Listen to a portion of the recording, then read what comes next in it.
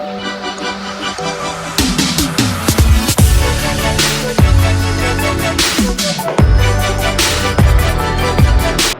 Student, कैसे हैं आप सब लोग। मैं चंद्र प्रकाश और आज हम लोग कर रहे हैं लेक्चर नंबर 10। और एक बात जान लीजिए, आज का लेक्चर इंपॉर्टेंट क्यों है, क्योंकि देखिए बिना ABCD के सेंटेंस नहीं सीखा जा सकता। ऐसे ही KVL KCL सीखने के लिए आज का टॉपिक थोड़ा सा इंपॉर्टेंट इसलिए हो जाता है क्योंकि एग्जैक्ट पेपर में भी चीज़ें पूछ ली जाती हैं। एग्जाम्पल टफ नहीं है, केवल आपको बात सुननी है और सुनते सुनते कहानी आपको याद हो जाएगी। बहुत सारे पेपर सॉल्व करने के बाद इनके जो एग्जाम्पल्स मैंने आप लोगों के लिए लेके आऊँगा, मतलब जो बताऊँगा इस लेक्चर में, वो बहुत ज़्यादा फायदेमंद होने वाले हैं। ठीक है, तो आज हम लोग पढ़ने के वाले हैं, वो चीज़ पढ़ने वाले हैं जो KVL KCL को समझने में थोड़ा सा आपको अच्छे से मदद कर पाएगी। अब देखिए, आज हम पढ़ने वाले हैं एक्टिव एलिमेंट, पैसिव एलिमेंट, जिसे बोलते हैं सक्रिय तत्व, अक्रिय तत्व, बायडायरेक्शनल एलिमेंट, यूनिडायरेक्शनल एलिमेंट, द्विदिशीय तत्व, एक दिशीय तत्व, और हम पढ़ने वाले हैं lumped network, distributed network. Lumped एकत्रित नेटवर्क और डिस्ट्रीब्यूटेड नेटवर्क वितरित नेटवर्क। फिर हम पढ़ेंगे इसी लेक्चर के अंदर नोड क्या होता है, ब्रांच क्या होता है, और लूप क्या होता है, मैश क्या होता है। क्योंकि जब मैं ये वर्ड यूज किया करूंगा आगे KVL KCL में, तो आप लोगों को ये चीज़ें बहुत अच्छे से क्लियर होनी चाहिए। इसके एग्जाम्पल्स पेपर में पूछ लिए जाते हैं, इसीलिए आपको मैं एक एक चीज़ बहुत डिटेल में समझाऊंगा। आपने क्या करना है, बहुत तमीज़ से सुनना है और फिर आपको चीज़ों को समझना है। एग्जाम्पल्स आप लोगों को नोट डाउन करने हैं, एग्जैक्टली एग्जाम्पल्स नोट डाउन करने हैं, तो पेन कॉपी लेके तैयार जरूर हो जाइएगा, आपने नोट डाउन चीज़ें करनी है। ठीक है, तो बड़ी मस्ती से प्यारी तरीके से हम लोग पहले चीज़ शुरू करते हैं। तो देखते हैं एक्टिव एलिमेंट, पैसिव एलिमेंट। सक्रिय, एक्टिव माने सक्रिय और पैसिव माने अक्रिय। तो एक्टिव सक्रिय एलिमेंट, सक्रिय तत्व और पैसिव तत्व क्या होते हैं। देखिए आप एक बात समझिए कि किसी भी सर्किट में, किसी भी सर्किट में कह लीजिए या किसी भी नेटवर्क में कह लीजिए, अभी सर्किट और नेटवर्क क्या होता है इसकी भी बात हम लोग कर लेते हैं। अब देखिए, एक बार इलेक्ट्रिकल सर्किट और इलेक्ट्रिकल नेटवर्क मैं आप लोगों को बता देता हूं। मैं थोड़ा सा इसको रफ कर देता हूं, बाद में मैं इसे लिख दूंगा। अब आप एक चीज समझिए कि तीन तरीके के एलिमेंट होते हैं हमारे इलेक्ट्रिकल में। रेजिस्टेंस, जो कि हम लोग प्रतिरोध हम लोग पढ़ते हैं, रजिस्टर जिसको बोलते हैं हम लोग पढ़ भी चुके हैं।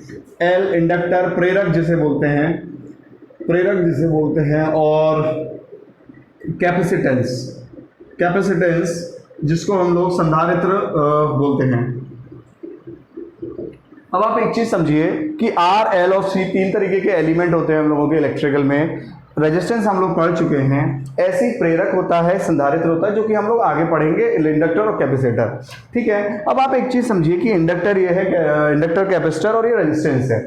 अब जब इसमें से आपने एक बात समझनी है कि जो रेजिस्टेंस है, इंडक्टर है, कैपेसिटर है, ये तीन तरीके के जो एलिमेंट होते हैं, अगर इनके एलिमेंट के कनेक्शन से, मैंने क्या बोला, कनेक्शन से, इन एलिमेंट के कनेक्शन से जो भी सर्किट फॉर्म होता है उसको हम लोग इलेक्ट्रिकल सर्किट बोलते हैं। मतलब मैंने क्या कहा कि इलेक्ट्रिकल सर्किट क्या है, connection of RLC, connection of RL या C एंड कॉम्बिनेशन, मतलब इनके कॉम्बिनेशन से जो भी हम कनेक्शन बना दें वो क्या बन जाता है, इलेक्ट्रिकल सर्किट। बट सर्किट में एक बात, एक कंडीशन जरूर होना जरूरी है कि सर्किट जो है क्लोज पाथ का होना चाहिए। मतलब सर्किट क्लोज पाथ होना चाहिए, क्लोज पाथ बनना चाहिए। अब आप एक चीज समझिए, क्लोज पाथ क्यों बनना चाहिए, ताकि इसमें करंट बह सके। मतलब क्लोज पाथ बनने से क्या होगा कि करंट बहने की कंडीशन कहीं ना कहीं लागू हो जाएगी। करंट बहने के लिए मैंने आप लोगों को दो कंडीशन बताई थी पिछले के लेक्चरों में, मैंने आपको बताई हुई है, मैं एक और बार बता देता हूँ। करंट किसी भी सर्किट में बहता ही तब है जब ये दो बातें एक साथ होना जरूरी है। एक भी कोई रह जाती है तो करंट नहीं बहेगा। क्या, एक तो जो है क्लोज सर्किट होना चाहिए, मतलब सर्किट बंद परिपथ होना चाहिए, तब करंट बहता है। और दूसरी क्या कंडीशन पूरी होनी चाहिए, स्रोत, सोर्स होना चाहिए। सोर्स क्या हो सकता है, वोल्टेज सोर्स भी हो सकता है, करंट सोर्स भी हो सकता है। तो अगर आपके ये दो कंडीशन पूरी हैं, एक तो क्लोज पाथ है और वोल्टेज सोर्स, करंट सोर्स है, तो करंट बहेगा। और करंट बहने के लिए क्लोज पाथ होना चाहिए और कनेक्शन ऑफ RLC अगर हम RLC को इस तरीके से जोड़ दें, चाहे RL को जोड़ें चाहे RLC को, तीनों को जोड़ दें, उनसे कनेक्शन बन के जो भी क्लोज्ड पाथ बना के जो भी चीज बन के आपके सामने आएगी वो क्या हो जाएगी, सर्किट बन के आ जाएगी। अब अगर मैं बात करूं इलेक्ट्रिकल नेटवर्क की, नेटवर्क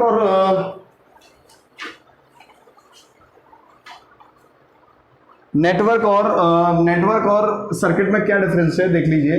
नेटवर्क क्या होता है, एक नेटवर्क अपने अंदर कई सर्किट को रखता है, कई सर्किटों को अपने अंदर समा के रखता है। कई सर्किट हो सकते हैं, ऐसे सर्किट 1, सर्किट 2, सर्किट 3। तो नेटवर्क क्या है, समूह है, it is a combination of many circuit. एक एग्जांपल मैं आप लोगों को दे देता हूं, बेहतरीन तरीके से आप लोग समझ पाएंगे। सर्किट की मैं अगर बात करूं आप लोगों के लिए, तो सर्किट क्या है, RLC से जो भी जोड़ तोड़ की सरकार बना के जो भी सर्किट बना दे। एग्जाम्पल ले लेते हैं, मान लीजिए मैंने ये सर्किट बना दिया है ना, ठीक है, ये सर्किट हो गया, ठीक है, ये सर्किट हो गया। अब ये यहाँ बैटरी भी लगी है, L भी है, C भी है, ये सर्किट हो गया, ठीक है। बट ऐसे कई सर्किटों को जोड़ के नेटवर्क बन गया, मतलब ये मेरा एक सर्किट हो गया, बट ऐसे कई और सर्किटों को मैं जोड़ दूं, मान लीजिए और भी कई जोड़ दूं और भी कई जोड़ दूं इस तरीके से, तो ये नेटवर्क बन गया अब ये पूरा। क्यों? क्योंकि उसमें ये भी एक सर्किट है, ये भी एक सर्किट है। जैसे एग्जाम्पल ले लीजिए आपकी टीवी, ठीक है। अब आप एक चीज समझिए, आपकी टीवी में क्या है, या आपका लैपटॉप कुछ भी, ठीक है, तो आपके टीवी में क्या है, रिमोट कंट्रोल का सर्किट अलग होगा, ठीक है, एंटीने का सर्किट अलग होगा, और आपके टीवी में क्या रहेगा, साउंड का सिस्टम का सर्किट अलग होगा। आप के टीवी में क्या रहेगा, आपको जो क्या कहते हैं, कहीं ना कहीं आप टीवी को 220 वोल्ट पे जो चला रहे हैं, अंदर ट्रांसफार्मर लगा होगा, उसका सर्किट अलग होगा, ठीक है, उस वोल्टेज को कम ज़्यादा करने के लिए जो भी है। आप टीवी चला रहे हैं तो उसमें आप ऐसे सोचिए कि उसमें आपका साउंड हो गया और कई चीज़ें होती हैं। जैसे फॉर एग्जांपल अगर मैं आपको एग्जैक्ट और कई चीज़ें बताऊं, जैसे डिस्प्ले का सर्किट अलग हो गया, हाँ डिस्प्ले का सर्किट अलग हो गया, तो ये सारे सर्किट मिला के तो टीवी बनी है, ठीक है। और मान लीजिए कभी कभी ऐसा होता है कि एक सर्किट खराब हो जाता है, मान लीजिए टीवी का रिमोट काम नहीं कर रहा, तो हम उस सर्किट को सही कर लेते हैं, ठीक है, मतलब रिपेयर वाला बंदा उस सर्किट को सही कर देता है, तो वो टीवी रिपेयर हो गई। तो कहने का मतलब टीवी अपने आप में क्या है, अपने आप में एक नेटवर्क है, जो कि जाहिर सी बात है कई सर्किट अपने अंदर रखी हुई है। रिमोट सेंसिंग का सर्किट अलग है, साउंड का अलग है, डिस्प्ले का अलग है, तो ये सारी चीजें हैं। तो सर्किट अपने आप में एक समूह है, वो नेटवर्क अपने आप में एक समूह है कई सर्किटों का।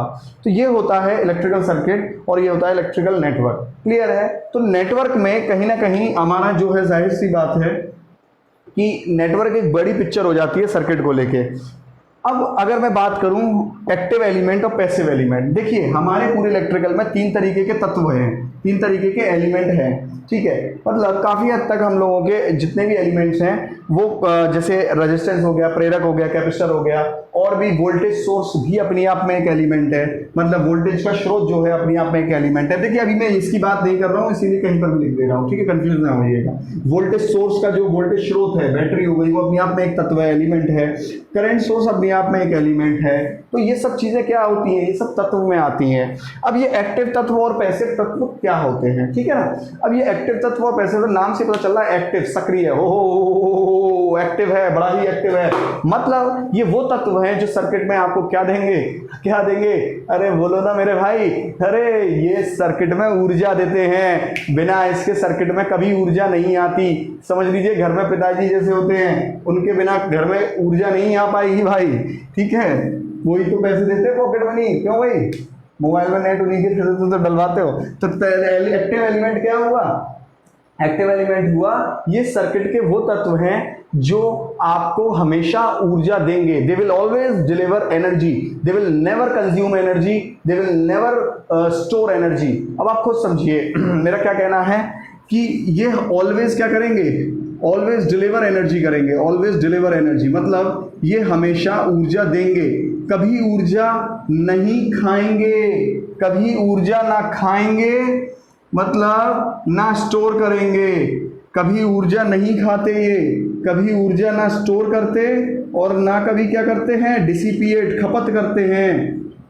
ये मैं बात क्या कह रहा हूँ, देखिए इंग्लिश हिंदी में बोलता चल रहा हूँ, ना स्टोर करते ना डिसिपिएट, खपत करते, खपत, ठीक है, ना खपत करते। अब आप समझिए इसका क्या मतलब है। देखिए हर तरीके का प्राणी है भाई इस दुनिया में। अब जैसे क्या होता है कि आप एक चीज़ समझिए, मैंने आपको 100 रुपये दिए, कई तरीके के लोग होते हैं।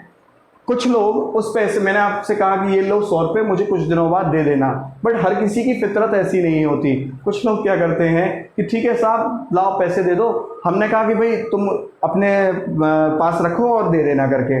पर क्या हुआ, उस बंदे ने स्टोर नहीं किया, खपत कर लिया, उस पैसे को खा लिया, तो क्या कभी आप ले पाओगे? नहीं ले पाओगे। इसका मतलब बड़ा साफ और सिंपल है कि स्टोर का मतलब होता है कि जब आप कोई चीज़ स्टोर करवाते हो किसी पे, इसका मतलब है कि आप उम्मीद रखते हो कि उससे वापस ले पाओ, ठीक है। पर अगर किसी ने वो चीज़ खपत कर ली तो आप कभी उससे वो चीज़ ले नहीं सकते। अगर आपने पैसे वो खा लिए, उड़ा दिए, तो मैं कभी आपसे वो पैसे ले ही नहीं सकता हूँ, ठीक है। जैसे बैंक क्या करती है, हमारे पैसे को स्टोर करती है, ठीक है, बट आप किसी को उधार दे दो तो हो सकता है खपत हो जाए, वो डिसिपेट हो जाए। ऐसे ही पैसिव एलिमेंट होते हैं। पैसिव एलिमेंट वो होते हैं जो कभी भी सर्किट में ऊर्जा देते नहीं हैं, ऊर्जा देते नहीं हैं, कभी भी सर्किट में ऊर्जा देते नहीं हैं। मतलब they will never give the energy, never give energy. तो वो क्या करते हैं, वो करते हैं सर्किट में काम करते हैं। ये वो तत्व हैं जो सर्किट में एनर्जी को क्या करते हैं, ऊर्जा को क्या करते हैं, स्टोर करते हैं, या फिर एनर्जी को क्या करते हैं, खपत कर देते हैं, डिसिपिएट कर देते हैं। देखिए ये दोनों बातें अलग अलग हैं, पर ये दोनों ही पैसिव एलिमेंट में आती हैं। क्या कहना चाहता हूं,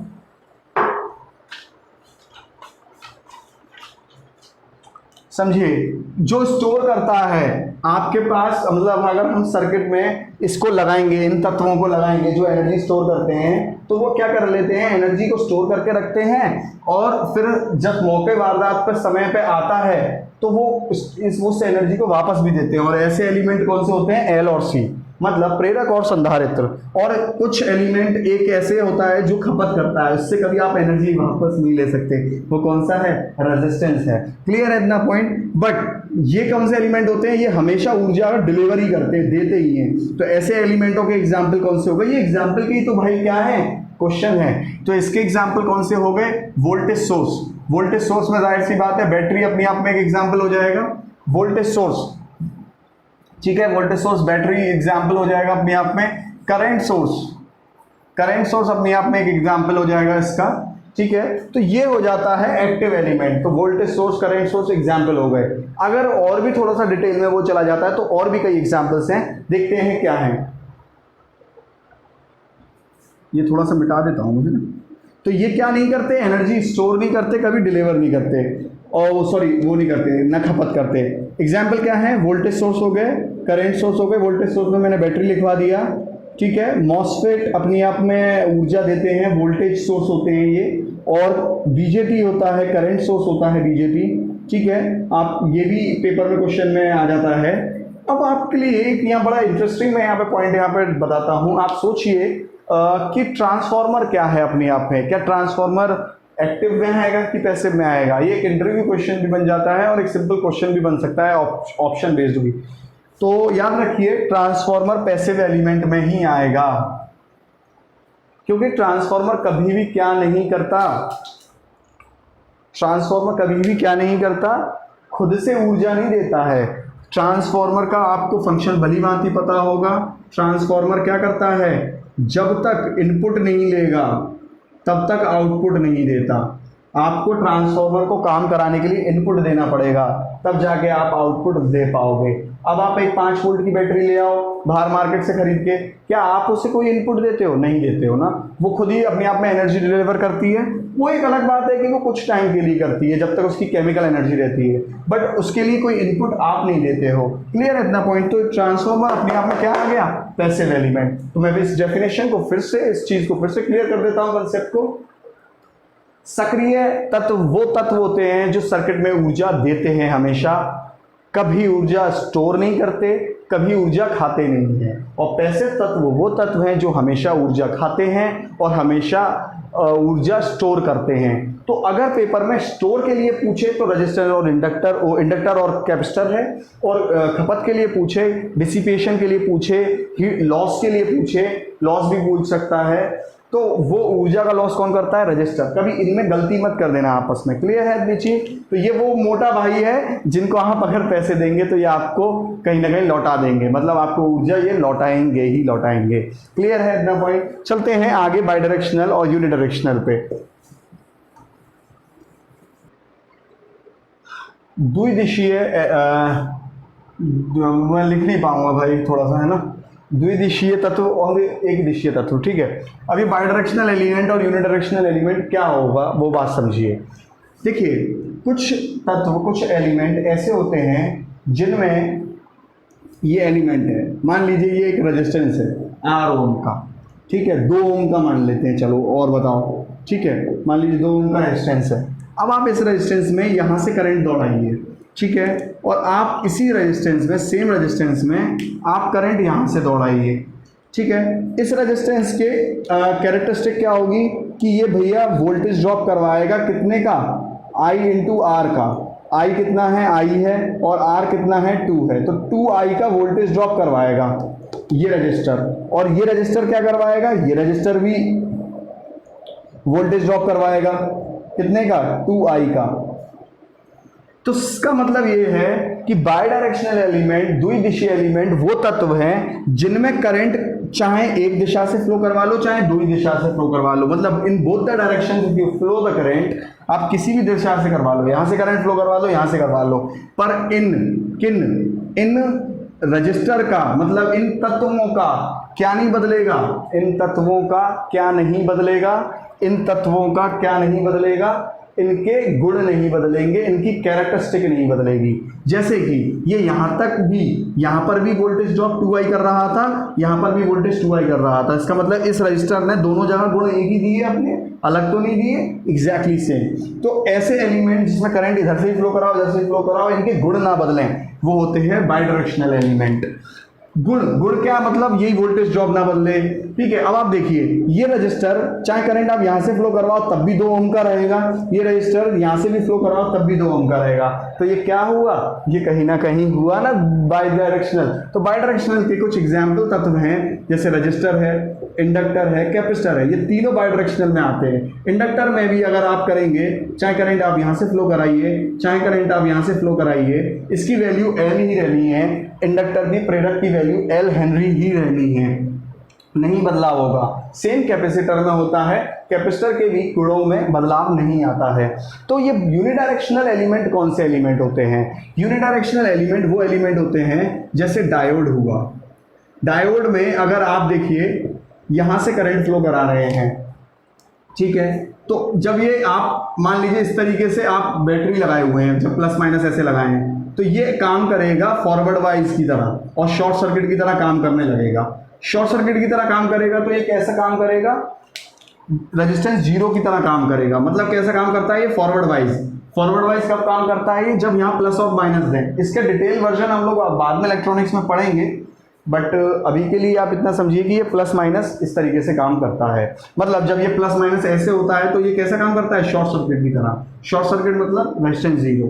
अब अगर इसी डायोड को आप देखिए, इसी डायोड को अगर आप इस तरीके से, मतलब करंट यहाँ से फ्लो कराएं, ठीक है, तो करंट यहाँ से फ्लो तो तभी होगा ना जब यहाँ प्लस होगा यहाँ माइनस होगा। तो ये अब क्या हो जाएगा? डायोड, ये डायोड अब ओपन सर्किट की तरह काम करेगा।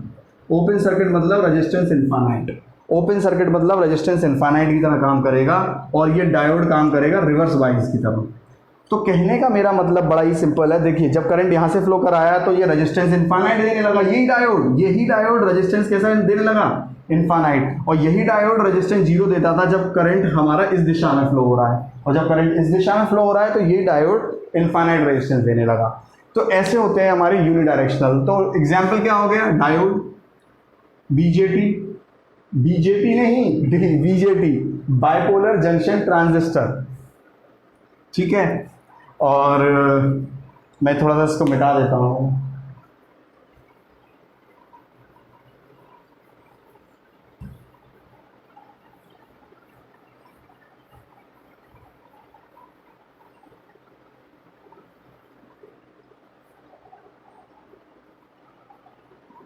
तो क्या है इसके example? BJT, bipolar junction transistor,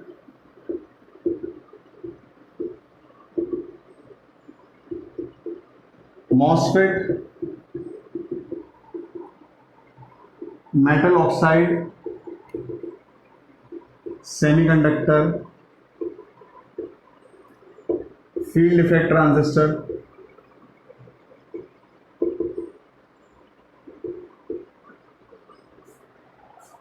और अगर आप देखना चाहें तो जितने भी डायोड फैमिली के मेंबर हैं, मतलब आप कल को पेपर में पूछ सकते हैं अभी डायोड फैमिली के कितने भी मेंबर हो, टनल डायोड कह दे, पावर डायोड कह दे, ठीक है, टनल डायोड कह दे, पावर डायोड कह दे, शॉर्टकी डायोड कह दे, तो वो उसमें आप लोग कंफ्यूज मत होइएगा, ठीक है ना, ये एक बात है।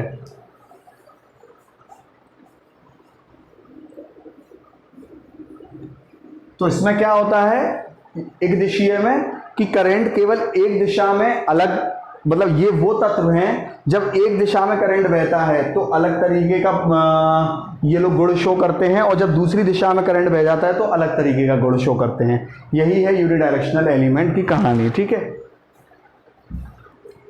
अब देखिए मैं एक एक्टिव पैसिव में एक बात बताना थोड़ा सा रह गया था, तो मैं थोड़ा दोबारा उसे बता देता हूँ। एक्टिव पैसिव एलिमेंट में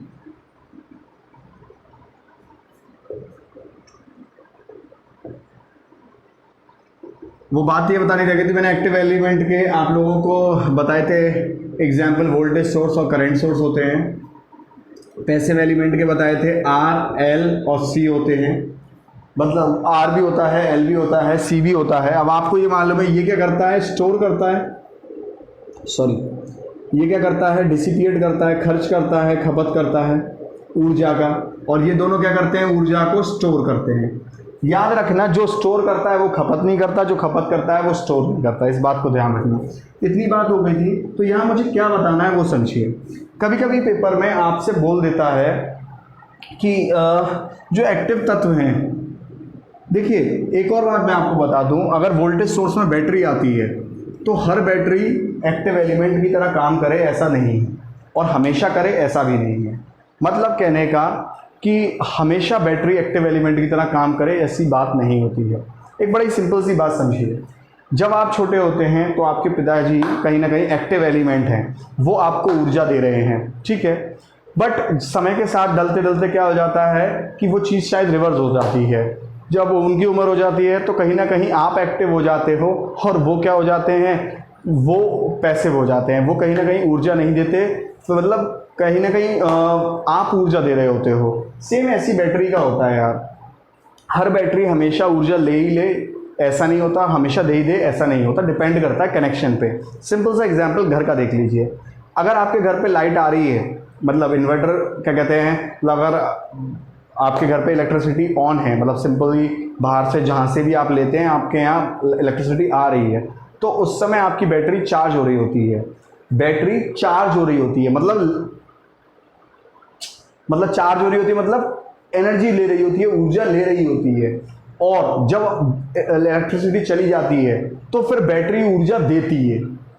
तो आप इस चीज़ को समझिए कि कोई भी पत्थर की लकीर नहीं होती, but no doubt standard examples यही हैं। अब इसको समझने के लिए सर्किट में बात समझना क्या होता है, ये एक इंडिकेशन इसीलिए मैंने आपको बता रहा हूँ। मान लीजिए ये कोई बैटरी है वोल्ट, और इसके प्लस में से आई करंट निकल रहा है। जब भी प्लस में से करंट निकले तो माना जाता है ऐसा, देखिए माना गया है, मतलब ऐसा हमने अदरवाइज उल्टा भी ले सकते थे। अगर कोई बैटरी है और उसके प्लस में यदि करंट घुस रहा है तो इसको हम मानते हैं पैसिव की तरह, मतलब हम ये मानेंगे कि ये बैटरी अब चार्ज हो रही है, ऊर्जा ले रही है। देखो इसके प्लस में करंट घुस रहा है तो हम मानेंगे कि ये ऊर्जा ले रही है, तो इस समय ये बैटरी किसकी तरह काम करती हुई हम लोग मानेंगे, पैसिव एलिमेंट की तरह। और इस समय बैटरी हम किसकी तरह काम करते हुए मानेंगे, एक्टिव एलिमेंट की तरह। इसका मतलब सर्किट में आपको ये देखना पड़ेगा, कभी कभी ये बोल देता है कि बताइए इस सर्किट में बैटरी किसकी तरह काम कर रही है, तो आपको देखना पड़ेगा अगर प्लस से करंट निकल रहा है तो ये एक्टिव की तरह कर रही है। कभी भी किसी चीज़ को मैं आपको बता दूं एकदम ऐसे मत देखिएगा, जैसे फॉर एग्जांपल बैटरी उसने यूँ कर दी, ये माइनस है ये प्लस है, बड़ा वाला डंडा, और करंट यूँ निकल रहा है, तो आपको ध्यान से देखना है कि ये प्लस से करंट निकल रहा है। इसका मतलब ये बैटरी किसकी तरह काम कर रही है, एक्टिव एलिमेंट की तरह काम कर रही है। मतलब ये कहीं ना कहीं सर्किट में ऊर्जा दे रही होगी, ले नहीं रही होगी। और अगर यही बात मैं कर दूं यहाँ से और यूँ करंट निकल रहा है, मान लीजिए तो ये क्या है, माइनस है, और ये क्या है, प्लस है, बड़ा वाला डंडा। तो माइनस से करंट निकल रहा है, माइनस से करंट बाहर जा रहा है। इसका मतलब माइनस से करंट बाहर जाता है, क्या क्या मतलब हुआ भैया, प्लस से करंट निकलेगा तो एक्टिव होगी, माइनस से करंट निकलेगा तो ये पैसिव होगी। इसका मतलब ये बैटरी जो भी रही होगी किसकी तरह काम कर रही होगी, ऊर्जा खा रही होगी, ना कि दे रही होगी। इस तरीके से हम लोग एक्टिव पैसिव की डायरेक्शंस लगाते हैं। अब आप बात समझिए, यहीं से एक बहुत प्यारी बात जो कि केवीएल केसीएल में यूज होने वाली है ना, इसीलिए मैंने आपको आज केवीएल केसीएल से पहले ये चीज कराई, क्योंकि कोई चीज ना स्टेप बाय स्टेप चलनी चाहिए। अब आप बात करेंगे रजिस्टर की, याद रखिए रजिस्टर में करंट यहां से फ्लो कराइए चाहे यहां से करंट फ्लो कराइए, देखिए रजिस्टर में जब करंट फ्लो होता है तो वो एकदम बहुत ऊर्जा के साथ होता है। अरे देखो मैं जा रहा हूं फ्लो करने, अब ये कितने ऊर्जा के साथ होता है ये करंट, पर क्या होता है जैसे ही वो बेचारा ब्रेकर से जाता है तो एनर्जी इसकी थक जाती है। आपको देखिए ना, आपकी बाइक देखिए, ब्रेकर से पहले तो कितनी दंदनाती हुई चलती है, जैसे ही ब्रेकर आ जाता है तो वो बेचारी ऊर्जा लॉस कर देती है कि नहीं कर देती। यही होता है प्लस और माइनस, मतलब जब भी करंट घुसेगा तो प्लस से निकलेगा तो माइनस से, जब भी करंट घुसेगा तो प्लस से निकलेगा तो माइनस से। ये बात जान लेना, अपने माथे पे घड़वा लेना, हाथों पे घड़वा लेना, होठों पे घड़वा लेना, और कहीं पर भी जहां तुम्हारा मन हुआ घड़वा लेना कि जब भी रजिस्टर में हम लोग करंट की डायरेक्शन मारेंगे लगाएंगे तो आप ये जान लीजिएगा कि करंट घुसेगा हमेशा प्लस से और निकलेगा माइनस से। देख लो वही बात हमने यहां पे भी करी थी कि करंट जब भी प्लस से घुसता है निकलता है प्लस से, तो हम ये मान के चलते हैं वो एकदम प्लस से निकला है, मतलब उसमें ऊर्जा दे रहा है, और जब भी माइनस से निकलेगा तो ऊर्जा क्या कर देगा, खा लेगा, वो ऊर्जा खपत करेगा।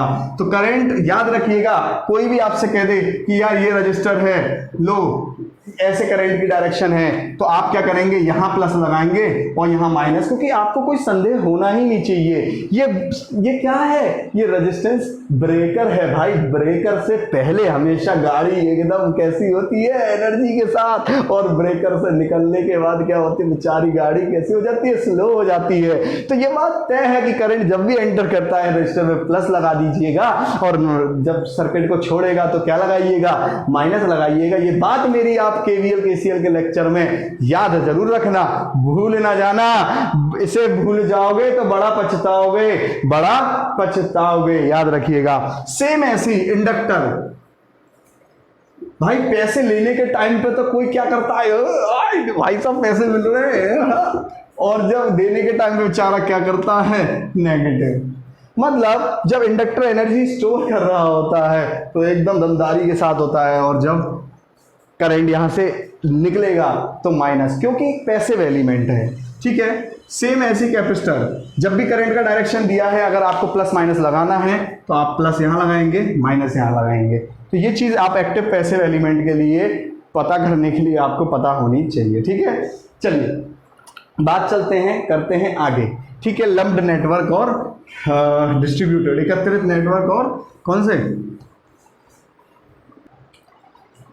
एकत्रित network, distributive network, distribution network नहीं, डिस्ट्रीब्यूटिव नेटवर्क, एकत्रित नेटवर्क, वितरित नेटवर्क, वितरित और ये एकत्रित, ये वो नेटवर्क है, नेटवर्क मैंने अभी बताया, आप लोगों को समझा दिया है। ये वो नेटवर्क हैं जो क्या करते हैं, ये वो नेटवर्क हैं जिनमें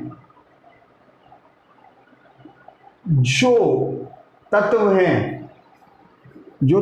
हैं वो भौतिक रूप से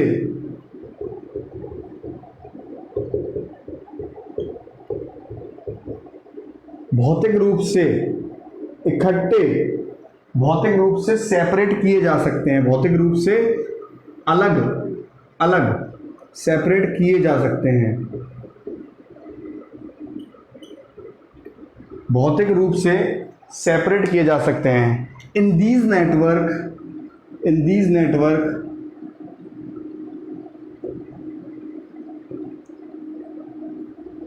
elements can be physically separated,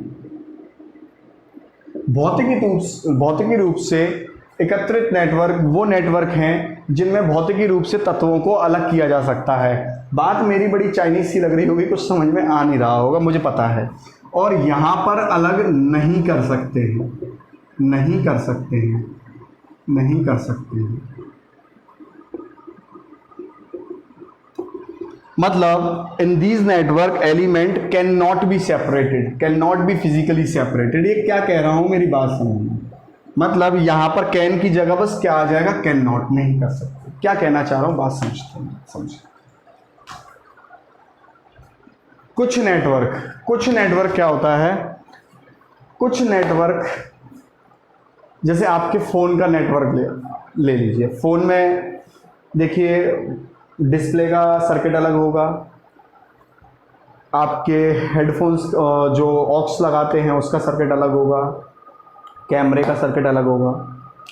तो आपका फ़ोन एक नेटवर्क हुआ कि नहीं हुआ? मैंने आपको बताया ही, नेटवर्क का मतलब कई सर्किटों से मिलकर बनता है। कई नेटवर्क, जैसे आप अपने फ़ोन को तोड़िए, फेंक दीजिएगा, आपने फेंका होगा, कभी कभी लड़ाई हो जाती होगी तो भाभी जी से ठीक है, गुस्से में तोड़ वोड़ दिया होगा। तो देखिए आप एक बात समझिए कि जब आप उसको तोड़ेंगे या आप तोड़ देंगे तो आप देखिएगा कि उसमें हो सकता है आपको रजिस्टर मिले। तो आप कैसे करके चुन चुन के रजिस्टर निकालोगे, चुन चुन के।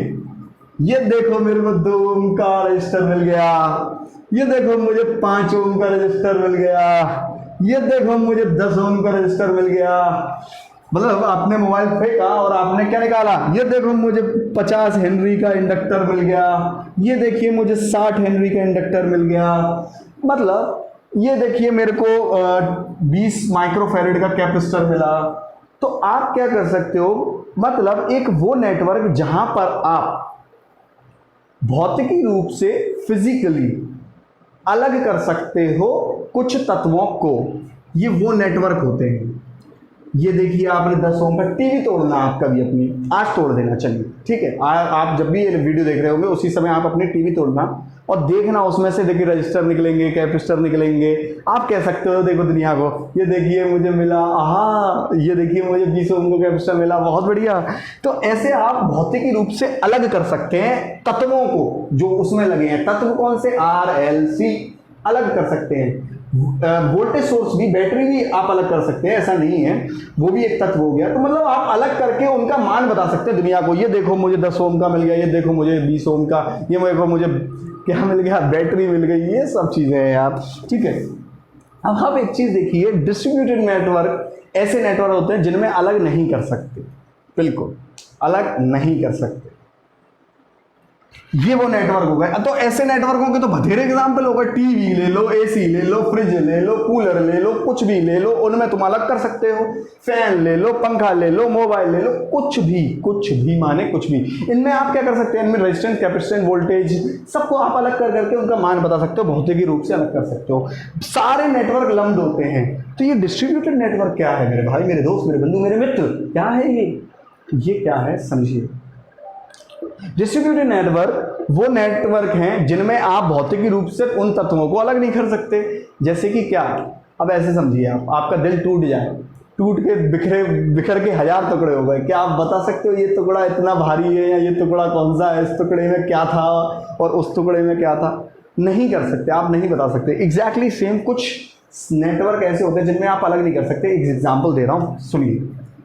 ट्रांसमिशन लाइन का नेटवर्क, ये भाई मजाक, देखो मजाक अपनी जगह है, कंसेप्ट की बात है अपनी जगह है, याद रखना, कंसेप्ट मत भूलना। ट्रांसमिशन लाइन, ये एग्जाम्पल बहुत इंपॉर्टेंट है, बुरी तरीके से गड़वा लीजिएगा अपने माथे पे।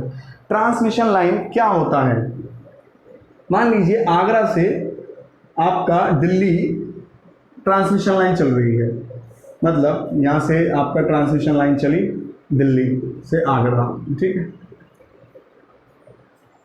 अब इस ट्रांसमिशन लाइन में रेजिस्टेंस भी है भाई, एक बात बताओ, तारों का अपना रेजिस्टेंस है, क्योंकि तार में ऐंठन है, मुड़ाव है, तो इंडक्टर भी आ जाएगा, और 2 तारों के बीच में गैप है तो कैपेसिटर भी बन जाएंगे। वो क्यों मैं कह रहा हूँ कैपेसिटर बन जाएंगे, वो गैप है, वो सारी बातें तो आगे करेंगे। कैपेसिटर है तो गैप भी बन जाएंगे। अब आप एक बात समझिए, बड़े ध्यान से समझिएगा कि इसमें आर भी है, एल भी है, सी भी है।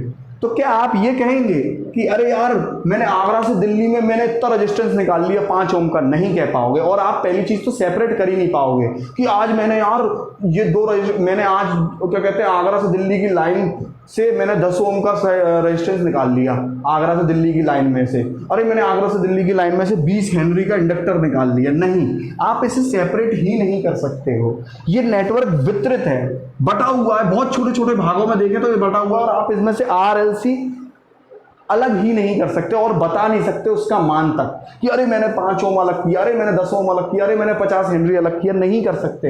ये नेटवर्क वितरित है, मतलब पूरे एक एक सेंटीमीटर के छोटे छोटे अंतराल लोगे, हर उसका रेजिस्टेंस बनता चला जाएगा। आप अलग कर नहीं सकते और किसी को पूरा मान बता नहीं सकते। भौतिकी रूप से आर एल सी के मान अलग नहीं हो सकते, ना बताए जा सकते। ये होते हैं डिस्ट्रीब्यूटेड नेटवर्क वितरित, और ये होते हैं एकत्रित। इसका एग्जाम्पल है ट्रांसमिशन लाइन। याद रखना, अब मैं एक क्वेश्चन बताने वाला हूं, बुरी तरीके से इसको हमेशा के लिए याद रखना। डिस्ट्रीब्यूटिव नेटवर्क में कभी भी केवीएल अप्लाई नहीं होता, याद रखिएगा। एकमात्र ऐसा नेटवर्क है जहां केवीएल अप्लाई नहीं हो सकता। केवीएल दुनिया जहान के नेटवर्क में अप्लाई हो सकता है, linear, non linear, active, passive, by directional, unidirectional, सब जगह।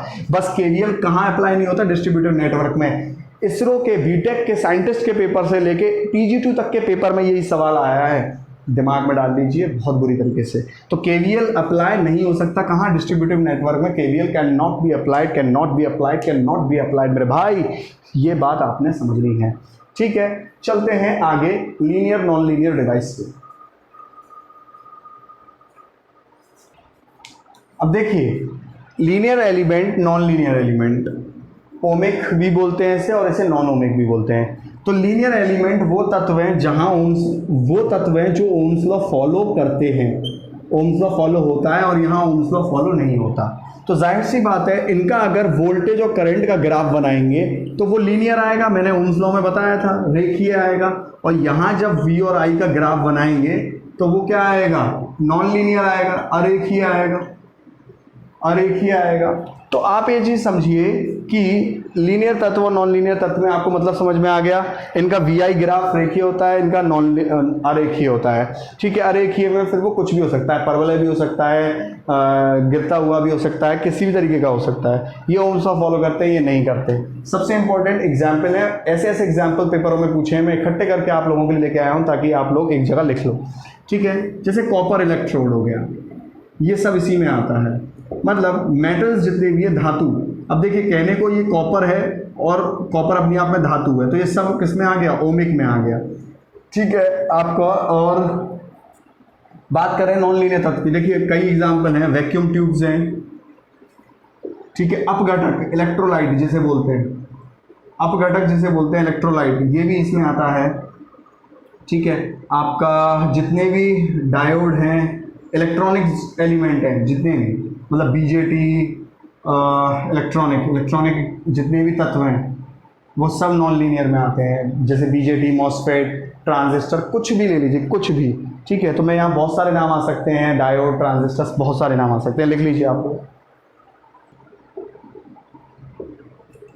चलिए स्टूडेंट्स, अब कुछ एक एग्जाम्पल से मैं आपको नोड, जंक्शन, ब्रांच, मैश और लूप का कंसेप्ट समझाऊंगा। बहुत इंपॉर्टेंट क्यों है? क्योंकि जब मैं केसीएल में बोलूंगा कि यार इसको जो है जंक्शन पे लगता है, ये नोड पे लगता है, तो आपको सबसे पहले तो जंक्शन और नोड क्लियर होना चाहिए। मैं केवीएल में बोलूंगा कि ये मैश में लगता है, लूप में लगाइए, तो आपको वो चीज़ क्लियर होनी चाहिए। तो देखिए, नोड क्या होता है? वो बिंदु होती है जहां दो या दो से अधिक एलिमेंट, तत्व जुड़े। देखिए, मैंने आपको पहले भी कहा है, तत्व में क्या आ जाता है? वोल्टेज सोर्स, करंट सोर्स भी आ जाता है, आर भी आ जाता है, एल भी आ जाता है, सी भी आ जाता है, ये सब तत्व में आ जाते हैं, ठीक है। और जंक्शन क्या है?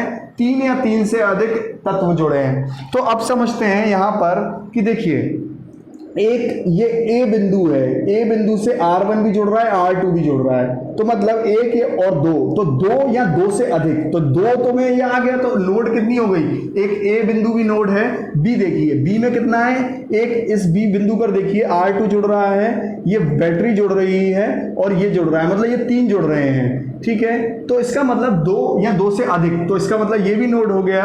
सी पे देखिए R1 जुड़ रहा है, R4 जुड़ रहा है, तो सी भी नोड हो गया, ठीक है। अब आप देखिए डी, देखिए इस डी से क्या जुड़ रहा है, इस डी से R1 जुड़ रहा है, V भी जुड़ रहा है, और इसी डी से इस बिंदु से क्या भी जुड़ रहा है, R4 भी जुड़ रहा है, तो दो या दो से अधिक में डी भी आ गया, तो चार नोड हो गई इस सर्किट में। मैंने एक एग्जांपल जो लिया है। बात करते हैं जंक्शन की, तो जंक्शन में क्या है, तीन या तीन से अधिक। अब देखिए तीन के लिए तो वो बिंदु जैसे कि ये है, अब देखिए बी और डी, अच्छा ए में कितना जुड़ रहा है, केवल R1 और R2, तो दो जुड़ रहे हैं, तो ये नोड तो हुई पर जंक्शन नहीं हुआ, जंक्शन के लिए तीन या तीन से अधिक चाहिए, तो बी क्या हुई आपकी जंक्शन, एक दो तीन, ये देखिए तीन जुड़ रहे हैं, तो बी आपकी क्या हुई, आपकी बी हुई जंक्शन हुई, तो बी आपका हुआ जंक्शन हुआ, और एक आपका डी जंक्शन हुआ। क्यों हुआ, देखिए इस डी से ये R1 जुड़ रहा है, ये वोल्टेज जुड़ रहा है और ये जुड़ रहा है, ये जंक्शन हुआ। तो एक बात हमको समझ में आती है कि देखिए नोड जंक्शन हो सकता है, देखिए आप देखिए ये बी है और ये डी है, तो नोड जंक्शन हो सकता है, देखिए नोड जंक्शन हो सकता है, पर जंक्शन नोड हो ये कह नहीं सकते, हमेशा जरूर नहीं है। Every node can be A junction but every junction can not be A node. Her node junction हो सकती है पर हर जंक्शन नोड हो ऐसा जरूरी नहीं है। अब देखिए बी और डी ही नोड है, बाकी तो नहीं है, तो वही इस बात को ध्यान से समझिएगा। ब्रांच, दो जंक्शन के बीच का हिस्सा उसे ब्रांच कहते हैं। अब आप एक बात को समझिए, देखिए ये बी और डी है, ये जंक्शन है, ठीक है। अब देखिए इस जंक्शन के बीच का हिस्सा, तो ये इस बी और डी के बीच में एक तो ये जुड़ा है, एक ये जुड़ा है हिस्सा, एक हिस्सा ये जुड़ा है दूसरा, और एक हिस्सा ये जुड़ा है, तो ये क्या हो गया, ब्रांच हो गया। तो ये तीन हिस्से यहाँ जुड़ गए हैं, जैसे हम बोलेंगे ए बी डी, ठीक है, मतलब B A D, B A D, ठीक है, बी डी और B C D, B C D. आप देखिए तो इतना हिस्सा तीन ब्रांच हो गई यहाँ पे, ठीक है। अब अगर मैं बात करूं लूप की, मैं सर्किट को दोबारा से बना देता हूं, आप लोगों को दिक्कत हो जाएगी। देखिए हमें रेजिस्टेंस वोल्टेज के मान से कोई इशू नहीं है ना, उससे कोई इशू नहीं है। तो ये ए हो गया, ये बी हो गया, ये सी हो गया, ये डी हो गया। तो मैंने क्या बताया, देखिए इतना हिस्सा, ये एक ब्रांच, ये एक ब्रांच और ये एक ब्रांच। क्यों, क्योंकि दो जंक्शन के बीच में देखिए ये दो जंक्शन है, ये दो जंक्शन यहाँ से भी जुड़ रहे हैं, यहाँ से भी जुड़ रहा है, यहाँ से भी जुड़ रहा है। अब आप एक चीज समझिए, लूप क्या होता है और मैश क्या होता है। मैश होता है स्मॉल क्लोज्ड पाथ, सबसे छोटा बंद परिपथ। तो सबसे छोटा बंद परिपथ एक और सबसे छोटा बंद परिपथ दो, ठीक है। तो कुल मिला के 1 and 2 क्या हो गया, मैश। बट एनी क्लोज पाथ, कोई भी, तो देखिए ये एक क्लोज पाथ है तो लूप हो गया, ये भी एक क्लोज पाथ है तो लूप हो गया, बट एक ये क्लोज पाथ है, ये भी लूप हो गया। ये बड़ा वाला है, पर ये क्या है, ये बड़ा क्लोज पाथ है, तो ये नंबर 3 वाला भी लूप हो गया। तो इसका मतलब कोई भी बंद परिपथ, कोई भी, और छोटा बंद परिपथ मैश, और कोई भी बंद परिपथ लूप होता है, ठीक है। तो लूप यहाँ 3 हुए बट मैश यहाँ केवल 2 हुए। तो आप देख सकते हैं, ये भी बात यहाँ पर समझ सकते हैं कि हर लूप मैश तो होगा पर हर मैश लूप हो ऐसा तो सॉरी देखिए मैं क्या बोल गया, देखिए सुनिएगा ध्यान से। हर लूप मैश हो सकता है, मतलब देख लीजिए यहाँ 1 और 2 ये भी मैश है, पर हर लूप मैश, देखिए ध्यान से सुनिएगा, हर लूप जो है, ये आप देखिए यहाँ 3 लूप हैं और यहाँ देखिए आप दो मैश हैं, तो हर मैश लूप तो होगा, हर मैश लूप होगा, ये ध्यान से सुनिए, हर मैश लूप होगा, पर हर लूप मैश हो ये जरूरी नहीं है। मैं दोबारा रिपीट कर देता हूं, हर मैश तो लूप होगा बट हर लूप मैश हो ये जरूरी नहीं है। तो ये पॉइंट्स आपको क्लियर होने जरूरी थे केवीएल केसीएल से पहले। Thank you and have a nice day. कैसा लगा लेक्चर? अगला लेक्चर केवीएल केसीएल पे है ही, जाहिर सी बात है, उसे मिस मत करना। बहुत प्यारा मेथड बताऊंगा सीखने का, बहुत इंटरेस्टिंग तरीका बताऊंगा। ठीक है, जुड़े रहिएगा। बहुत धन्यवाद शेयर सब्सक्राइब करने के लिए। और तीसरी बात यह है, कंप्यूटर के लिए लगातार मैसेजेस आ रहे हैं टेस्ट सीरीज़ के लिए। मैं बिल्कुल जल्दी लॉन्च कर रहा हूँ, जुलाई के फर्स्ट वीक तक मैं करूँगा। मैं आपको सारा शेड्यूल के साथ हर चीज़ पक्की चीज़ करके बताऊँगा। मेरे को लगभग जुलाई का फर्स्ट वीक तो एटलीस्ट चाहिए, मतलब मैं कोशिश करूँगा कि फर्स्ट वीक तक कर दूँ मैं लॉन्च, आखिर तक तो कोशिश करूँगा ही कर दूँगा। Thank you and have a nice day. मिलते हैं अगले लेक्चर में।